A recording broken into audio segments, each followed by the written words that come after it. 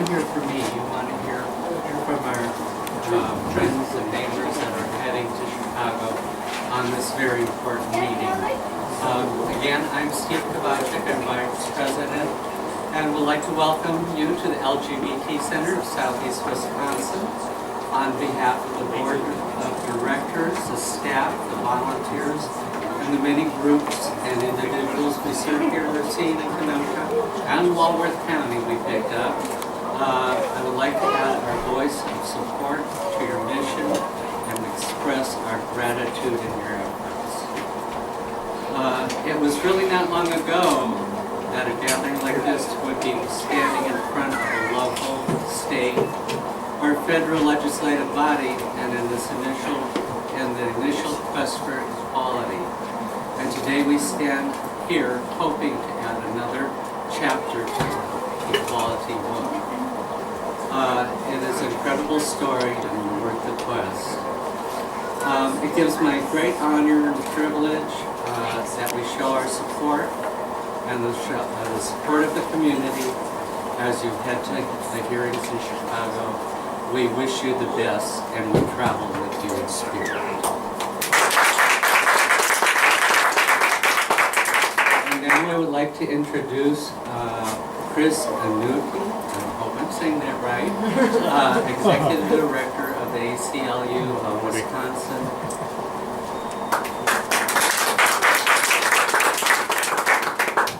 Thank you, Steve. That's Chris Amity, and I am the Executive Director of ACLU of Wisconsin. It's a pleasure to be here. Tomorrow, the 7th Circuit Court of Appeals in Chicago is going to hear oral arguments in the ACLU's challenge to Wisconsin's marriage ban, as well as challenges to the law in Indiana. It's an important day, but ACLU feels confident that we're going to prevail. We have a very good decision from the district court in Madison and Judge Barbara Crabb. Today we're going to hear the stories of some of the people that have stepped forward to be the clients in this case, the plaintiffs. You know, we love our lawyers, but it's really the plaintiffs who are most important here, along with all of the community people that have supported them either as individuals or as part of organizations. One of those organizations is Wisconsin Unites for Marriage, and that's a collaboration of Fair Wisconsin and ACLU with Wisconsin National ACLU and the National Freedom to Marry organization. So right now I'd like to introduce two of the clients, and it's Bill Hurtubise and Dean Palmer, who live here in Racine with their 3 children. Bill grew up in Racine. The couple met when Dean was living in St. Louis, but came here to Racine. He wouldn't. And they've adopted 2 of their 3 children through Wisconsin's foster care system. Bill is the legal guardian. Both Bill and Dean are legal guardians of their 3rd child with plans to adopt. So let me bring them up now and let them tell their story.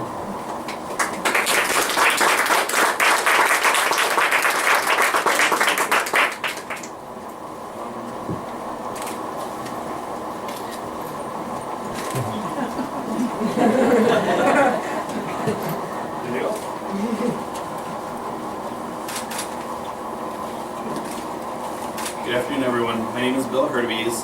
This is my partner of 8 years, Dean Palmer, and our children, Drew, Eliza, and Leighton.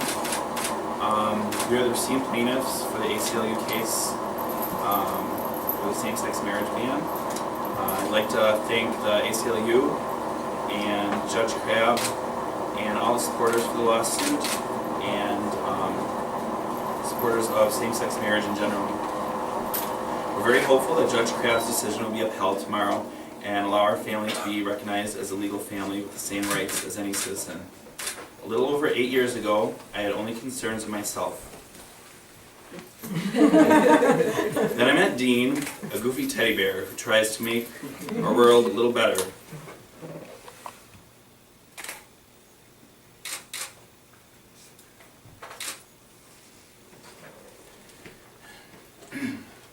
And helps me not take life too serious. I never thought I'd be standing here today asking for the right to marry, because I really didn't think that would ever be possible.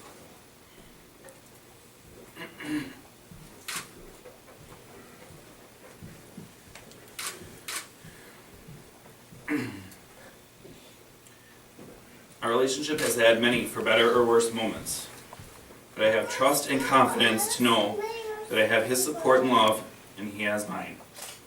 Our commitment to each other is based on love, respect, and acceptance of most of each other's flaws. 3 years ago, we decided to increase our love by having a family. Drew and Eliza and Leighton have made our family complete. The love we share as parents for these children are beyond words. We are both parents, and like any parent, our main priority is to give them guidance, security, love, compassion, and the sense of a happy, normal, real family. Wisconsin law prevents us from doing one of the most simple and basic things for our children. We cannot provide adequate security. The law states only one parent can adopt if the couple is not married, and being in a relationship like ours, we cannot be married. So only one of us is adopting our children. We had to sit in court and decide who was going to adopt our children. And I can't imagine any marriage sustaining that discussion. So, with only one parent adopting these children, if that parent were to die, those children are at legal risk and could be taken out of their home that they know, and that could be tragic. Being given the right to marry would provide our family a great gift of security. After 8 years, we have met many challenges and made them work like any traditional marriage. Yet because of our gender, we may not have the legal protections provided by marriage. Our families accept us, our friends accept us, our employers accept us, our neighbors accept us, our church accept us. We now hope the government will accept us. We ask for the right to marry. Thank you again for your support, and to the ACLU of Wisconsin for bringing this case to this point. Chris?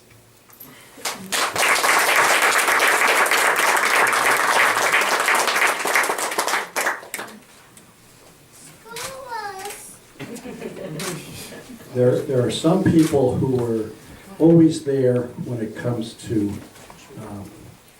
social justice and justice, and two of those people live in Eau Claire. Virginia Woolf, Carol Schumacher have been ACLU clients in the past, and now they're back again, and I'm going to let them briefly tell their story.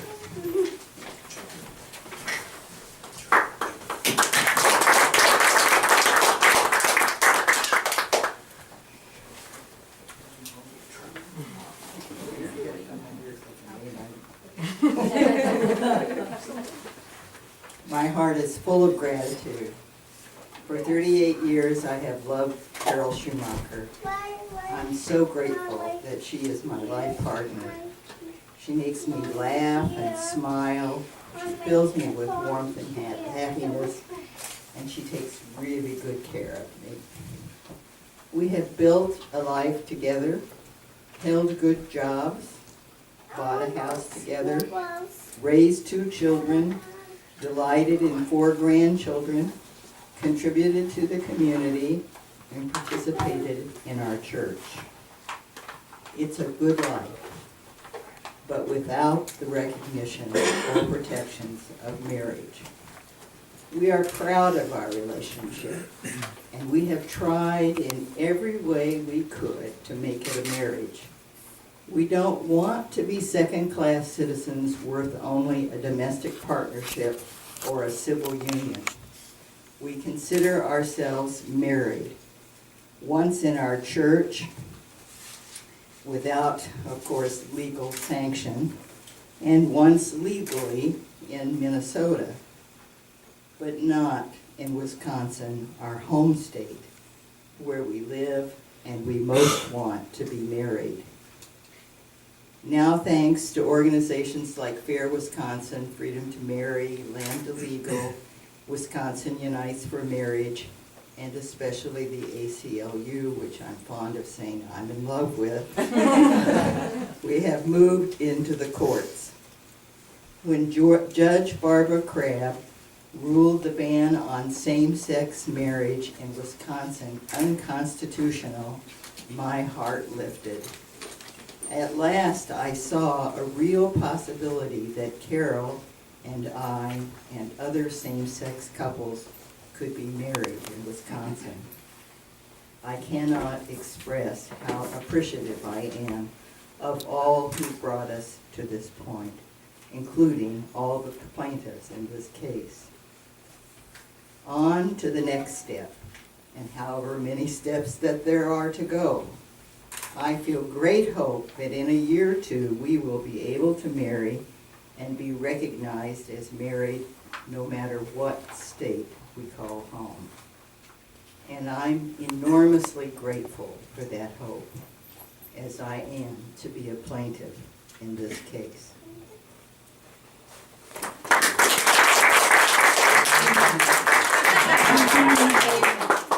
Amen. Thank you, Virginia and Carol. Our legal director, Larry Dupuis, who's going to be in the courtroom tomorrow, was so happy that Virginia Woolf was able to be lead named plaintiffs in the case, because now we can go around making jokes about, Governor Walker and J.B. Van Hollen, the Attorney General, that they're afraid of Virginia Woolf. Okay, so you've had these stories, and we could talk a lot longer, but we need to get back on the bus and head off to Chicago. Want to thank and recognize a couple other people are here, and be remiss as executive director of the ACLU of Wisconsin, not to mention that my board president is here, Jonathan Marshall from Racine, Kenosha. And also another board member, Paul Williams, is taking the trip all the way down to Chicago. The Wisconsinites for Marriage and ACLU are certainly nonpartisan, but it'd certainly be a lost opportunity not to recognize a prominent Racine citizen who is here with us today, former Senator John Lehman.